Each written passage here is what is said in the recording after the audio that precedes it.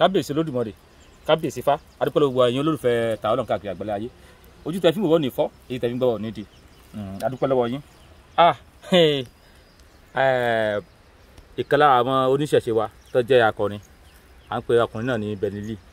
Wọ́n kọrin kan, ẹ gbọ́ orin náà. Bàbá dúdú ni bàbá wa o, aṣọ funfun wà lára wa o, ìrọ̀kẹ́ lọ́wọ́ ìlẹ̀kẹ̀ lọ́rùn sóhun ní ọmọ wo. Ọ̀tá ò fẹ́ kárẹ̀rù ká sọ torí Jésù ò lè dé mọ́. Ìfàǹgbáyé ẹrù bá pásítọ̀ ìdá mẹ́wàá ò lè pé mọ́. Ìfàǹgbáyé o. Ìṣẹ̀ṣe gbáyé lọ. Ọ̀gbẹ̀rì ṣe bí ó mọ̀ pé. Ìṣẹ̀ṣe. Láìpẹ́ yìí la rí wòlíì kan, ó wá sọ̀rọ̀, ó sọ̀rọ̀, ó threaten Benny Lee tí ó kọrin yìí. Kí ló rọ̀ tó fi threaten Benny Lee ni wípé ó sọ wípé òun fún oníṣẹ̀ṣe tó kọrin yìí, ó lóun fún ní ọjọ́ 7 wípé tí ò bá delete fídíò yẹn wípé yóò rí jà àwọn wòlíì, wípé yóò tún rí ìbínú Ọlọ́run wípé òun fún lọ́jọ́ 7. Alright, ẹ wo bàbá tó wà lẹ́yìn mi, wọ́n pe orúkọ ẹ̀ ní Benny Lee. Ó kọ́ sọ̀rọ̀ against Kristẹni, ó ní Jésù kankan ò lè dé mọ́, wípé Ifá ń gbayé, pé àwa ọ̀gbẹ̀rì. Ẹ bá yẹn tó bá mọ̀ kó lọ sọ fún, kó lè tètè gbé fídíò yìí kúrò, kó dẹ̀ apologize láàrin ọjọ́ 7. Àìjẹ́bẹ̀ á mọ nǹkan tí wọ́n ń pè ní wòlíì, á dẹ̀ rí ìbínú Ọlọ́run. Wòlíì tí ó sọ̀rọ̀ yẹn má sọ̀rọ̀ fún àwọn wòlíì yòókù, má sọ̀rọ̀ ní orúkọ àwọn Kristẹni yòókù. Kristẹni ò sí oúnjẹ gbọ̀n, Kristẹni ò sí oúnjẹ àgbìjàgan. Àga white garment láwọn tí mo rí tó mọ white garment, mo mọ̀ wọ́n dáadáa nígbà kéèsì mi gan. Ọ̀pọ̀lọpọ̀ àwọn white garment ló dìde wípé kò yẹ kó rí báyìí. Torí pé àwọn tó jẹ́ white garment oníṣẹ̀ṣe làwọn náà. Má borúkọ àwọn wòlíì, má borúkọ wọn jẹ́. Àwọn ọ̀pọ̀lọpọ̀ àwọn tó jẹ́ white garment oníṣẹ̀ṣe làwọn náà. Torí tẹ́ bá dọ́dọ̀ àwọn white garment, wọ́n ṣèwé odò fún yàn, wọ́n ń tan kándù fún yàn. Wọ́n tan kándù nù kí ni kándù wá sí? Ṣé Jésù tan kándù fún yàn rí ni? Wọ́n tan kándù nù Christianity, wọ́n ṣẹ̀ṣẹ̀ sí mọ́. Wọ́n gẹ́gùn, ẹ̀mọ́ tó pè gẹ́gùn pé kéèyàn mọ kẹ́mi mọ́ gbéyàn. Àwọn white garment ń ṣe. Kódà àwọn white garment ti di ẹgbẹ́ fún yàn. Oníṣẹ̀ṣe, àwọn yẹn mú ṣẹ̀ṣe mọ́ Christianity ni. Àwọn òwò tó ìtorí ìdí èyí, àwọn white garment ò lè tako ìṣẹ̀ṣe. Wòlíì yìí dárúkọ ara rẹ̀ fúnra rẹ̀, ó sọ pé ìwọ orin tó kọ inú rí odùn sí bí pé ó fún Benny Lee ní ọjọ́ 7. Sọ pé ọ̀rọ̀ tó sọ ọ̀rọ̀ bígbà tí èèyàn bá threaten yàn ni. Wọ́n sọ pé Kristẹni kankan mo è threaten yàn báyìí, Kristẹni bóyá ó sáwọnú àwọn Kristẹni gan ni èwọn threaten yàn. Asámọ̀ àwọn bàbá takú ti Jésù, white garment ni wọ́n. Èyí rò pé bàbá takú Jésù wá threaten ẹnìkan rí pé ìwọ lágbájá mo fún ọ lọ́jọ́ 7, bàbá takú ti Jésù ò sọrí. Àmì àwọn wòlíì tó jẹ́ white garment táyé pé àjọmọ́ sọ̀rọ̀ à ń bára wa ṣe torí pé àwọn náà ń ṣe ìṣẹ̀ṣe mọ́ lẹ́gbẹ̀ẹ́ kan tí ó sì tako yìí tí wọ́n gbàgbọ́. Ìdí nìyí tó mọ̀ pé ọkùnrin wòlíì yìí ó wá láti wá jíṣẹ́ ìfẹ́ ẹnu ara tiẹ̀ ni, kì í ṣe àwọn Kristẹni ló rán jáde. Kí n wá sọ̀rọ̀ síbi tọ́rọ̀ wà gangan báyìí. Ẹni tó bínú tó fi sọ wípé òun ipò fún Benny Lee lọ́jọ́ 7 rèé. Ó sọ pé àwọn èèyàn ti ń turn up, wípé àwọn èèyàn ti ń di oníṣẹ̀ṣe, wípé ìdá mẹ́wàá ò ní pé mọ́, wípé àwọn Christian wọ́n ní Jésù òde, wípé àwọn sì lè jíṣẹ́ sí Jésù náà òde mọ́. Ní tó bí pásítọ̀ nínú èyí ó ń rí bí ẹni pé Benny Lee ń ba ẹ̀sìn àwọn jẹ́, wípé bó ṣe pé Jésù kò tí ò lọ́rùn. Bàbá ọkùnrin yìí orí olójú kankan tó bá fẹ́ mú yàn fún yàn lọ́jọ́ 7, Benny Lee ò ṣe é. Ó ṣe fún Yusuf Adépọ̀jù táwọn tí ń ṣe program tipẹ́tipẹ́ against Christianity. Jamiu Adégúnwà náà ti ṣe program tipẹ́tipẹ́ against Christianity. Kí tó fáwọn yẹn lọ́jọ́ 7 àbójọ́ tí wọ́n ti pè ní. Àwọn yẹn torí kí o ti lè mọ sọ pé Jésù jágbàdo, ó jalè. So wá burú tó èyí tí Benny Lee kọ lónìí yìí. Olórin ni, ó ń kọrin tiẹ̀ ni. Lọ fún àwọn Adépọ̀jù àti Adégúnwà fáwọn lọ́jọ́ méje méje àwọn tó yẹ kó fún lọ́jọ́ méje nìyẹn torí táwọn fi ń jẹun ni pé kó sáwọn bà Christianity jẹ́ kó sáwọn bà Christianity jẹ́ náà fi ń jẹun tó bá ronú dáadáa nǹkan pè lórin orin ó lè pass message ó lè jẹ́ pé nítorí yóò jò sí àwọn èèyàn fẹ́ jó ni àwọn èèyàn fẹ́ gbọ́ kẹsí gbé fẹ́ gbọ́ content tó wà ní orin àwọn èèyàn fẹ́ jó ni so ìdí nìta pé ọ̀pọ̀lọpọ̀ orin ni wọ́n kọ nínú church tí wọ́n pé èṣù pòfo èṣù rógo èṣù ṣe kíníkan kíníkan tí ó sàmọ̀ bú èṣù inú ṣọ́ọ̀ṣì wọ́n ti bú èṣù jù gbogbo Christian ló mọ tí mo sọ yìí gbogbo ìtẹ́wọ́n pé mọ̀ sí Christian kò yẹ kí n máa orin yẹn orin pọ̀ lóṣìṣẹ́ táyé wọ́n sàmọ̀ fi bú èṣù Ṣàngó tó nímú tí ò lè ṣe kíníkan Ògún tó nímú tí ò lè sọ̀rọ̀ èṣù kíníkan kíníkan èṣù ló bá yé àwọn jẹ́ bẹ́ẹ̀ kọ́ nínú èṣù sì ní òjíṣẹ́ tiwa ní tí ó dàrú òjíṣẹ́ àwọn oníṣẹ̀ṣe lè èṣù ọláàlú ẹnjọ́ wa làwa sọ pé àbí ẹ sá máa ọmọ Zion àwọn ọmọ Zion ti ń ṣe ètò wọn ní ìsìn báyìí kékeré ni mo wà táwọn ọmọ Zion tán ní ṣe kíníkan èṣù pòfo èṣù rógo èṣù ló ṣe kíníkan èṣù ló pè èṣù ló ṣe kíníkan fún Jésù èṣù ló ní kíníkan kíníkan ǹjẹ́ rí mi kí n wá sọ pé ẹ̀yin ọmọ Zion mo fún yín lọ́jọ́ méje ẹlẹ́dìí ti fídíò yín àbí kí n sọ pé ṣọ́ọ̀ṣì kan báyìí orin tẹ́ ẹ kọ yẹn tẹ́ ẹ lè ṣe kíníkan tẹ́ ẹ kọ yẹn mo fún ṣọ́ọ̀ṣì yẹn ní ọjọ́ méje pàbí wòlíì ṣọ́ọ̀ṣì yẹn kí ni mo fún lọ́jọ́ méje àwọn àánú sáṣẹ bẹ̀rẹ̀ mídíà á ti sọ̀rọ̀ òtòjọ́ méjì ǹjọ́ wa ni ẹ wá rí mi personally tí mo wá threatening pastor kan lórí pé sọ̀rọ̀ kan against ìṣẹ̀ṣe rí ètò ń ṣe yìí sí báyìí táwọn oníṣẹ̀ṣe náà bá wá ìgbésẹ̀ táwọn lọ gbé pastor yìí ṣẹ́ni kí wọ́n sọ pé àwọn oníṣẹ̀ṣe tún dé o àwọn oníṣẹ̀ṣe ṣe kíni kan o wọ́n dẹ̀ mọ̀ pé oníṣẹ̀ṣe àìṣe oníjàgídíjàgan èèyàn dáadáa ni wá onísùúrù èèyàn ni wá ṣẹ́ni pé ó dàbí àti ìbá tẹ́sí yẹn ni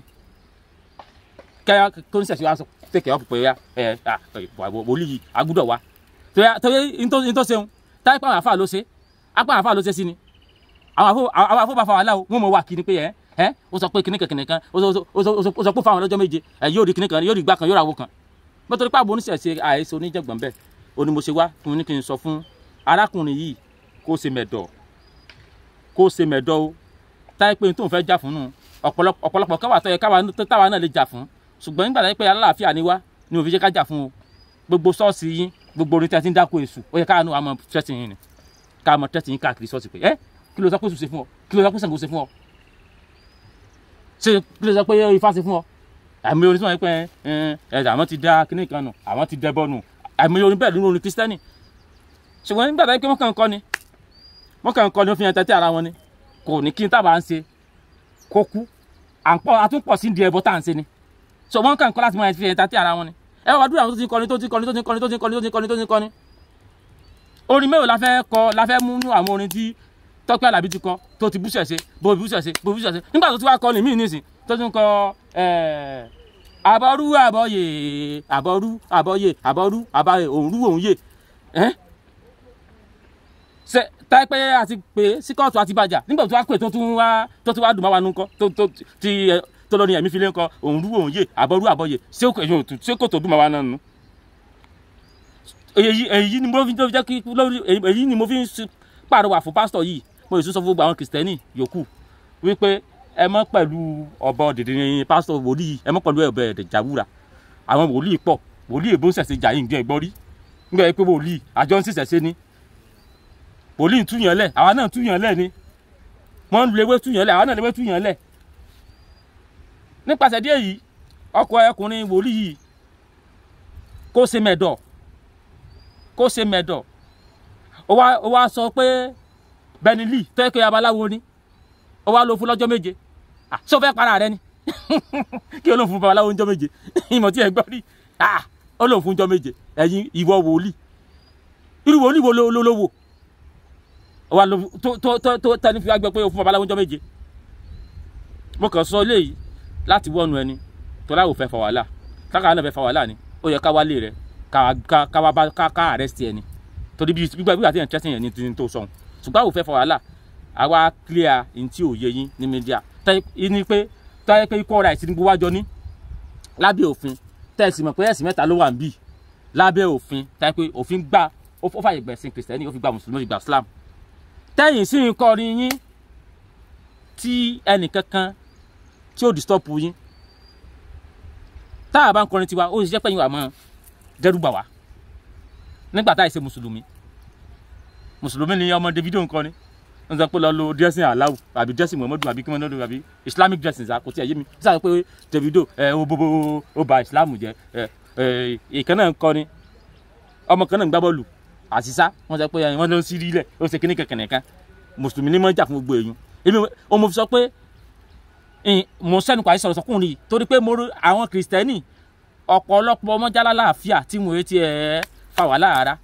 wọ́n kó lórúkọ mọ̀ sápà eléyìí ṣe kìrìsìtẹ́nì ó dà pé ó ṣe change from Islam to kìrìsìtẹ́nì níbi sọ̀rọ̀ tó ń sọ yìí kìrìsìtẹ́nì ò kì í ṣe dandan báyìí èyí mo wá fi wá já ọkùnrin ìwọ ni mo sì já gbọ́ ẹ̀yin tẹ́ ẹ bá mọ̀ níwọ́ ni ìpẹ́rù tó sọ̀hún láyé ẹ̀ kò mọ̀ sọ bẹ́ẹ̀ mọ́ o láyé ẹ̀ kò mọ̀ sọ bẹ́ẹ̀ mọ́ ẹni tó sì sọ̀hún gbólóhùn ni ó ti bọ́lẹ̀ kò sí kó jẹ mọ́ ó ti bọ́lẹ̀ kò sí kó jẹ mọ́ èyí tó sọ yẹn kó mọ̀ tẹ̀tí ẹnìyẹn kánú tẹ̀sí mọ́ o torí àwọ̀ o gbogbo orin tí kìrìsìtẹ́nì ń kọ àwa oníṣẹ̀ṣe ò jáde ká tẹ́tí yín rí táìpá wo ìjáde ká tẹ́tí yín ẹ mọ̀ tẹ̀tí wa. wọlé lójú kankan ọjọ́ méje tó wá fún Benny ó ti dọjọ́ kẹta lónìí mo á bọ ọkọ̀ ọjọ́ méje rẹ mo bọ̀ ọ̀ka tọ́ méje bá ti wá pé tí ẹ kò bá ṣẹlẹ̀ sọ̀rọ̀ kojú tì ọ́ mo ti wá ń ka ọjọ́ òní ìsìn báyìí láti òní tó ìjọyọ̀ kẹta tí ó bá dọjọ́ méje ọjọ́ méje ó pè ní Thursday tí ẹ kò wá sí Benny ìwà gbéra ńlọba Benny àjọ jẹka Friday màá fi fídíò yẹn síta pé ẹni tó ní kó ṣe ni tí kò bá wá sí ojú tí ọ mo ti bẹ̀rẹ̀ sí ní kọjọ́ rẹ̀ láti ṣe nǹkan bó ti kà Thursday lọ́jọ́ méje rẹ̀ ó pè mo fẹ́ wọ ọjọ́ méje rẹ̀ mo fẹ́ wo ohun tí ó ṣẹlẹ̀. ọba tí ó bá lè jọ́sìn kó gbéra o lọ Saudi Rashidi tó bá fẹ́ di emir kó kẹ́rù ẹ lọ bá ó ṣí. kábíyèsí lódìmọ̀lẹ̀ kábíyèsí fa ìlú ìjẹ́pẹ̀lẹ́ láwà níléeṣẹ́ remix tí wọ́n ti pe òògùn ìbílẹ̀ wọ́n ti ń gbọ́ sáà tẹ̀kọ̀ tó ti sọ di tè ìbò olówó wọn ní gbogbo ẹ̀ ṣùgbọ́n ìṣẹ̀lẹ̀ àdàlẹ́ pé ìwọ̀n bọ̀ ògùn làwà ní lórí atẹ́gùn asọ́kùpọ̀ tó tún wọjú ẹ̀yìn ìyá wa ẹ dákun àwọn òògùn wọlé ní tí ẹni sọ fún gbogbo àwọn èèyàn tẹ̀sí gbogbo àwọn tí ó ń wọlé. ẹ ṣe àdúpẹ́ ẹ káàárọ̀ ẹ káàsán gbogbo tẹ́ bá ti ń gbọ́ wa o orúkọ tèmi ni Ọmọ́wùmí láti iléeṣẹ́ Renix Reshape Herbs níléeṣẹ́ wa dẹ̀rẹ́ oògùn oríṣiríṣi òun là ń ṣe oògùn tó ń ṣara lóore oògùn tó ń ṣiṣẹ́ fún àní tó ń ṣiṣẹ́ fún ẹni tó bá ní ìfúnpá gíga which is called BP àní tó ń ṣiṣẹ́ fún arthritis ẹni tó bá ní àwọ̀pá ara àrọ́pá ẹsẹ̀ bí ẹni tára ń dùn egungun ara ń dùn àdẹ̀ní tó ń ṣiṣẹ́ fún diabetes èyí tá à ń pè ní ìtọ̀ ṣúgà tó oògùn wa lọ lọ́lọ́pọ̀ ìjọ̀kan òkè eléyìí tó ń ṣiṣẹ́ fún ìtọ̀ ṣúgà tí a gbé jáde láti iléeṣẹ́ Renix Reshape Herbs à ń porúkọ ẹ̀ ní ren diabetes a ní ní powder àdẹ̀ní ní capsule. eléyìí mú lọ́tún polówó àtẹ́pẹ́ ní awogbarun mo ti lè náà rí bàbá wa kó ní ti awogbarun yìí. èmi ni Ayọ̀délé Yusuf láti iléeṣẹ́ Renix awogbarun gbẹ́sẹ̀ pé awogbarun ó ṣiṣẹ́ fún gbogbo nǹkan tó ti sápamọ́ sí àgọ́ ara wa ló bá parí. ẹ ṣe àdúgbò ẹ mo ní kó tẹ̀lé ká sọ látàárọ̀ kò tiẹ̀ bẹ́ mi èyí tó bẹ́ mi ni ìtẹ́kùn tí bá ti mú mi wọlé tí lè fi. ṣé ti bẹ̀rẹ̀ lẹ́ sọ ìyẹn wà nílẹ̀ tó bá ń pè é òun lélẹ̀ man booster pro òun là ń pè in form of kit ló bá wa ó wà lólómi ó dẹ̀ wà lórí tiẹ̀ wò lómi ṣíṣe ló wà lólómi tó wà lórí ẹ̀. No, kì í ṣe gbogbo ẹ̀ tá bá ti pè ní kit a máa ṣe lólómi a máa ṣe ní oníyọ̀fun a máa ṣe ní oní capsule náà àwọn kan wà tẹ́ pé capsule nìkan ni tí ò ń ṣe olómi yẹn náà bí àwọn bíi BP àwọn bíi diabetes bọ́n eléyìí ọmọ iṣẹ́ eléyìí sà tẹ́ ìwọ̀n tẹ́ bá gbé yẹ̀wò lásán tẹ́ bá máa mú lásán báyìí àwọn obìnrin yẹn gan ó máa fẹ́ kú ni wọ́n fẹ́ kú lálẹ́ yìí òun lè wá ṣe àdìkẹ́gbé yẹ̀wò ní kẹ́gbé yẹ̀wò. òjò tiẹ̀ tún ní ògùn mi táyé pé ní ẹ bá fẹ́ kú bí nǹkan kan látara omi àbí nǹkan karùn láti fi kan táyé pé òun náà lè yanjú ẹ̀ òjò wà láàrin ògùn tẹ́ kúlẹ̀. òun náà lè ṣe wá dúpẹ́ òun gbọ́ngàn lélẹ̀ òun gbọ́ngàn ló ń pè ní EP7 natural antibiotics liquid antibiotics fún àwọn tó ní infection àwọn tó ní kòkòrò ìbájọṣepọ̀ àwọn tó ní gonorrhea tó yẹ pé nígbà tí wọ́n bá tọ̀ báyìí ẹ̀jẹ̀ ni àwọn tó yẹ pé nígbà tí wọ́n bá yúnra tí yọ́ bá ti ní àjọṣepọ̀ wọ́n máa yúnra wọ́n máa yún ìdí wọ́n máa yún gbogbo ibi tí ó jẹ́ kó máa yún so ká bá ti lè fún wọn ní oògùn yìí EP7 natural antibiotics òun gbogbo ló ṣiṣẹ́ fún. ẹ̀kọ́ ìgbélé ló wà oògùn tí mo rí mi yóò lè mílíọ̀nù ó pọ̀ mi ju pé dájúdájú sọ pé kò sóògùn wà bí àrùn kan wà tí àti ìrògùn ẹ̀ lọ ẹ jẹ́ àtúwò mi ìtẹ́lẹ̀ fún wa kò lẹ́tún fún wa mí. òun lélẹ̀ sà oògùn yìí ní sin BP knockout organic flow òun la pé so oògùn yìí bó ṣe wà bá ó ṣiṣẹ́ fún ẹni tí ó bá ní ẹ̀jẹ̀ ríru ẹni tó bá ní IV ẹni tí BP ẹ bá lọ sókè nígbà BP ẹ ṣe lọ sókè tó bá máa lo oògùn yìí tó bá fi lo oògùn yìí tó jáde láti iléeṣẹ́ Renix Reshape gbogbo ìfúnpá tó ga sókè ó máa wálẹ̀ bẹ́ẹ̀ ni. nǹkan mo ní tán ní ṣáà fi à ń gà sí i kí n tó ṣe é yàbí. àbí inú obìnrin ìyá wa kó sáré kó púpọ̀ mi èyí tó ní sẹ́kẹ̀tì ṣe. oògùn bí bó ṣe wà báyìí òun là ń pè ní fibroid ease oògùn yìí oògùn obìnrin ni ó ṣiṣẹ́ fún ẹni tó bá ní ìju ẹ̀rọ fún àwọn obìnrin mi wà tẹ́pọ́n máa yípo wọ́n máa wú tó máa rò bóyá oyún ló wà ń bẹ̀ tí wọ́n nílẹ̀ pé nǹkan tó wà ń bẹ̀ kì í ṣe oyún so oògùn yìí ó ṣiṣẹ́ fún ìju obìnrin tó bá ní ìju nínú ara tó bá ní fibroid bó dẹ̀ ṣe wà báyìí tó má dẹ̀ bẹ̀rẹ̀ sí ní máa lò báyìí ajẹ́bí dán lòun náà. látún tọ́sẹ̀ ìwé ní. eléyìí kì í ṣe ọṣẹ fún ìwẹ̀ náà ni bó ṣe wà báyìí kì í ṣe bóyá bíi nọ́mà àwọn ọṣẹ rẹ̀ tí a máa ń lò ó ṣiṣẹ́ fún àwọn ọṣẹ bí ẹni tí ó ní egungun ara àwọn ká aromọléegun àwọn nǹkan báyẹn bí ẹni tó ní kò ní tì mí díẹ̀ tí máa ní ẹ̀yìn ń dùn mí ẹsẹ̀ ń ro mí ti má ti ń tó tẹ̀lé gun tí ò lè gun díẹ̀ tí ò lè gun òkè ó máa ní ara ń dùn òkun so the arthritis exactly arthritis relief soap òun là ń pè ó wà in form of kit a ní ní ọṣẹ a ní ní tea a ní ní káfíńtà ní ní cream kí n tẹ̀ fún gbogbo bí tó bá ń complain pé ó dùn tó bá fi ń wọ báyìí wọn ìtura ó máa dé sí ni gbogbo nǹkan tó bá ń ṣe. ilé ìdàbí ìpara ilé ìdàbí pẹfúmù ẹsẹ ẹnu tàbí pẹfúmù náà ni àbí kí n ṣe àwọn eléyìí. ẹ ṣe gan ni sà bó lè ṣe wà báyìí à ń pè ní two-day pack òun là ń pè bóyá bí arẹ ni tó yẹ pé bóyá olóhùn ń tajà kò rówó kó jọ àbí bẹ́ẹ̀ ni two-day bí ẹni tí wọ́n dì tó wá fẹ́ já. ṣé pé ẹni ṣàtúnmọ̀ two-day kábíyèsí ló dùn ọ́ lè. bẹ́ẹ̀ ni sà bó ṣe wà báyìí bóyá bí ẹni tí wọ́n dì tó wá fẹ́ já rẹ̀ gbà tó fẹ́ já rẹ̀ gbà pé àríwọ̀ ọ̀rọ̀ níṣẹ́ mo máa lọ síwájú. èmi ní sàlàyé two-day fún yẹn ní sàlàyé fún mi gbogbo ayé ló máa ṣe ẹgbẹ́ two-day kò sí bí ìṣúra òṣèlú ilé tó bẹ́ẹ̀ ayé ẹ̀rọ ti mọ́lẹ̀ ìkẹyìn ogun lé bàbá mi ogun lé ìyá nìkan ni kí ẹ̀kọ́ tó two-day ló wà bí. bẹ́ẹ̀ni ẹni tó bá ti ní two-day yìí lọ́wọ́ gbogbo ẹ̀ ó ti parí